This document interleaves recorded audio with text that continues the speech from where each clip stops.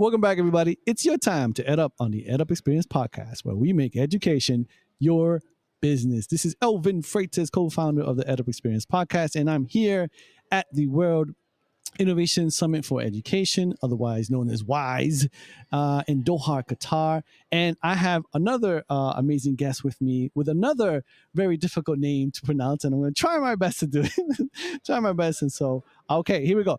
Her name is Pelonomi. Close? Nicely done. Close? Okay, Yeah, Pelonomi. yeah. Moiloa. Moiloa? Very good. Yeah? Very Now good. you say it. Go ahead. Are you sure? Yeah, go for it. Because then it's going to... Go ahead. Pelonomi Moiloa. Pelonomi Moiloa. Okay, sounds so much better when you say. All right, and she is CEO of Lelapa AI. Yes. Yes. Okay, how you doing? I'm good. Yeah? It's been a long day.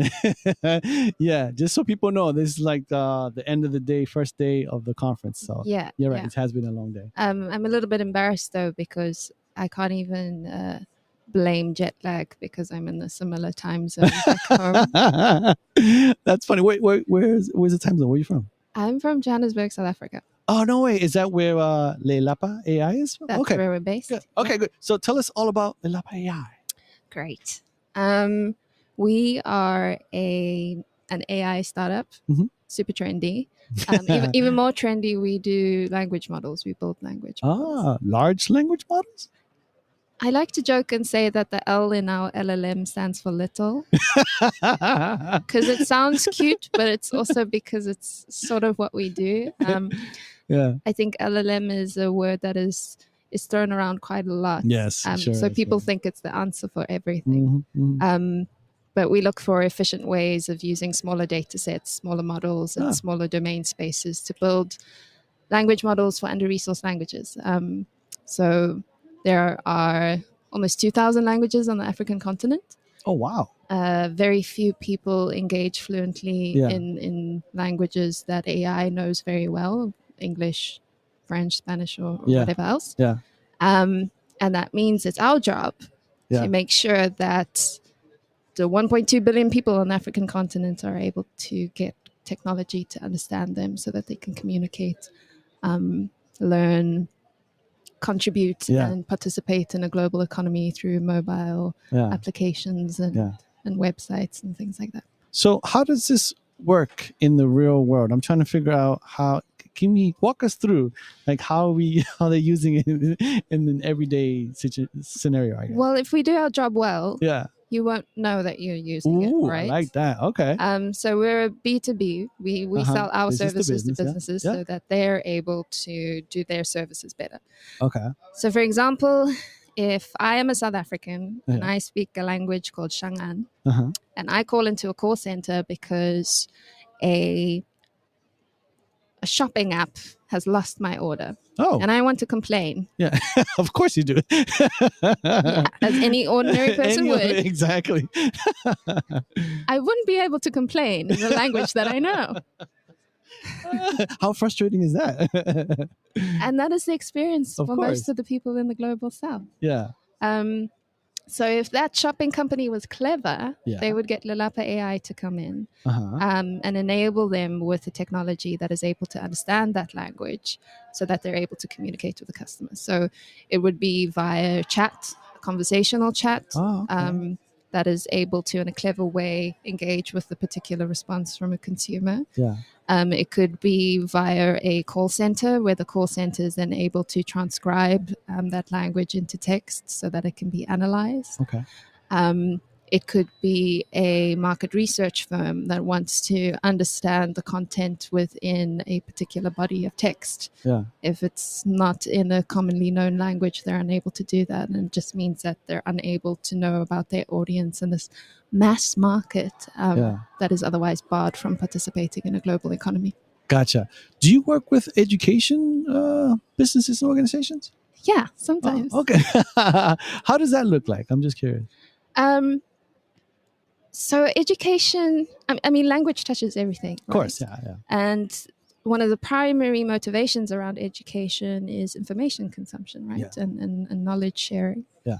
You can't do that if you don't speak the language. Yes.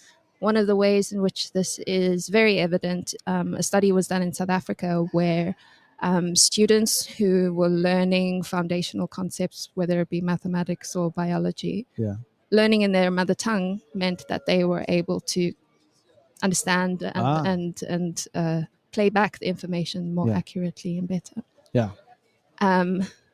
But then you have a technical digital tool. Wikipedia is not available in the language that they speak. That's a good point. They cannot engage in, ChatGPT doesn't work for them. Not yet. Which is what most students are using these days. And even if it's a digital tool at school that helps you practice your English questions or your history questions, if they're unable to engage in the language of their mother tongue, then it just stops them from being able to absorb knowledge. So for us, language and enabling language within the education space, in Africa, in South Africa, the global South at large, one of our main issues is access to education. I know that there are other places in the world who are focusing more on personalization, and that's what people often think when they think of AI and education. But for the rest of the world, we're still worried about access, about how can we get information into the hands of people who want to learn new things, so that they can learn new things. In their language. And that's the biggest issue that you've been finding, is that they just don't have that information in their language. And that's where you guys come in. And how has that helped? Do you have any stories that you can talk about? How has it helped people and things like that? Yeah. No, I don't have any stories yet. But as soon as I do, I'll give you a call. Okay. So talk to me about what do you guys want to do in the future? What's your plan to expand and get your services out there? Yeah. I think the biggest thing for us at the moment is moving into translation models. Okay, what does that mean exactly? So you can use Google Translate for many of the languages in the world, but you can't use it for Southern African and African languages a lot of the time. So even though we're able to help manipulate information in particular languages, so transcription, moving it from text to speech or speech to text, or searching through it, or highlighting specific phrases, or filtering it, we're still not able to go from one language to another. So if there is a database of material available in English, we're not at the point where we're then able to convert that into a language for people to consume. And that is a huge demand, and that is the space that we'll be heading into soon. How do you know that's a huge demand? In market research? And because people keep handing me business cards saying, once you have translation, give me a call. So you've been pretty busy at the WISE conference, huh? Yeah. Okay. Plus the others, So WISE is talking about creative fluency, right? And human flourishing in the age of AI. What does that mean to you? The Lelapa mission is kind of described as empowering an observable uptick in the quality of life of Africans. And I think that's the same thing. Is giving people the option to be able to participate. The option. Yeah. Gotcha. Because at the moment they don't necessarily have the option. Gotcha. And I think when we get to a place where everybody has an option, then we've reached a place where people are able to make decisions for themselves, their communities, and the people that they care about. And we're not there. And we're not done until we get there. What do you think about simultaneous translation?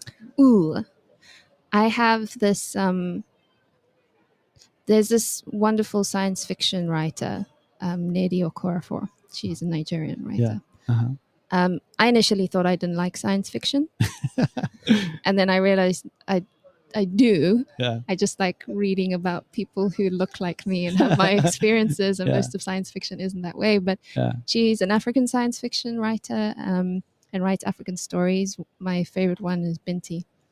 Binti is a Himba girl from Southern Africa, a country called Namibia. And culturally, their women are covered in mud. They have dreads that are covered in mud, and they protect their skin in mud, and they're very proud of their cultural heritage and tradition. Yeah. But in the sci-fi film, this girl, Binti, even with her very heavy cultural descriptors and grounding, is this person who travels the universe and has special powers through special technologies. Yeah. And there's a point in the book where she talks about another tribe who's able to communicate with people far away. Yeah. And they kind of just wave their arms around and they're able to send messages through the atmosphere instantaneously across the universe. Okay. And whenever I think about simultaneous translation, I have this image of my head like indigenous Africans, wherever they are, because often we think that technology means that you have to have metal surfaces or tiles or very clean environments. You have this beautiful savanna or this desert under a tree, and this person who's able to, through a small device in their ears, just speak to somebody on the other side of the world. Yeah. And that for me was quite a powerful grounding in what technology could look like. We don't have very many images of that. Sure. And that's actually our main research objective, is to do instantaneous translation with under-resourced languages. Yeah. What about connectivity? How's connectivity looking like in that part of the world? Yeah. Bad. Episode over. But I mean, it's getting better. I think there are significant challenges from an infrastructure perspective. A lot of the fiber cables that have been laid have been done by private institutions and telcos and things like that, in order to then be able to provide a service, which has certain complications. But the main way that people are able to connect with the rest of the world is through mobile devices. Yes. So there is a high saturation of mobile connectivity. And I think about 80 to 90% of Africans connect to the internet via mobile. Wow. Which is another reason why language is so important, because it's not like they can go to a computer and necessarily have a video call, because these mobile phones aren't always smartphones. Most of the time they're feature phones, right? Oh, yeah. So you are communicating with text or you're communicating with voice, which is why the technology then needs to be able to deal with those languages. Yeah. And so it has its disadvantages, but at the same time, people think of Africa as quite a technologically slow place. Yeah, totally. But our mobile banking, better than all y'all's. Like I heard a rumor that apparently they still do checks in America, and I was like, what? That's not a rumor. It's not a rumor. Being at dinner and trying to transfer money to your friend, and they're like, oh no, that's gonna take. I'm like, what do you mean? Can't I just send it to your phone number? Oh, that's great. I love that. So in some ways, we are very much constrained by the challenges that we have, but it does mean that it opens up a new universe of innovation and ways of thinking and seeing things that I think the rest of the world is a little slow on. Yeah. Fascinating. Okay, so I would love to ask you my last question. What do you see as the future of education? Ooh. The $1 billion question. Just a billion. It's a very yummy question. It could be trillion with a T. Yeah, I mean,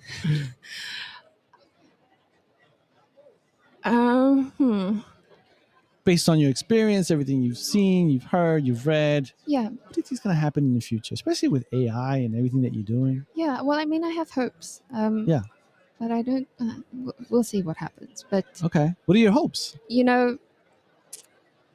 Education at the moment has very much been informed by creating like a socially acceptable labor force, I think we have lots left over from this notion of providing labor and a workforce for this industrial revolution, and not much has changed. That's so true. Then. Yes. Good call. Which means that our education is severely limited in its imagination. And there are so many questions of how we do it and why we do it that way that I hope will absolutely disintegrate. And that AI might help to do that in a way that enables people to learn in better ways, in ways that are useful for them. So I think we have an unhealthy relationship between learning and knowledge acquisition and work. Ooh, that's interesting. I hope that AI would be able to, as long as we can figure out the wealth distribution issue, yes. Education should be about learning. It shouldn't be about learning how to do a job so that you can afford healthcare and food on your table. Mm-hmm. And what does education look like if that is not the constraint that we are designing for? Why is it that we separate classes by age? Yeah. Why is it that we separate our educational bodies of knowledge, with maths separate to biology, separate to physics, when we know that the body consists of all of that? Yeah. So I think, I've said before that AI is very bad at a lot of things. Yeah. I mean, it does some other things okay. Yeah. But what it's really done well is highlight to us as humans what we've failed to acknowledge and failed to address as the fabric of what our society has become. Yeah. And I think the intervention of AI in education has really showed us that, we're testing the wrong things. We're teaching our kids the wrong things. Because if a machine can do it, then how useful is it for our kids to know? Yeah. And that's a bit I'm excited about, Yeah. Where can we go now that we know that we can do better? Yeah. Fantastic. Fascinating. Very, very, very fascinating response to that question. I asked everybody that question. So I got to say that was very interesting. Other people probably said like personalized learning or a little bit of that. Yeah. I like the way you took it though. And you got me thinking. You got my wheels turning. I appreciate that. Thank you. Okay. So I'm going to try to outro you again. So this is not, let's see how I did. I believe in you. Here we go. Okay, ladies and gentlemen, your guest today, you heard from, all right, here we go. Pelonomi Moiloa. No. Say it again. Pelonomi Moiloa. Pelonomi Moiloa. See, when you say it and I repeat it, it's much better. Yes. Yeah. Okay. Good. So your learning style is an audio. Yeah, exactly. 100%. 100%. Thank you. I appreciate it. She is the CEO at Lelapa AI. How was your experience today with me? I mean, it's been quite cool. I mean, a lot of the conferences that I've been to before, the conversation is very much driven by who's in the room. Yeah. And certain voices dominate when they're in the room. Yeah.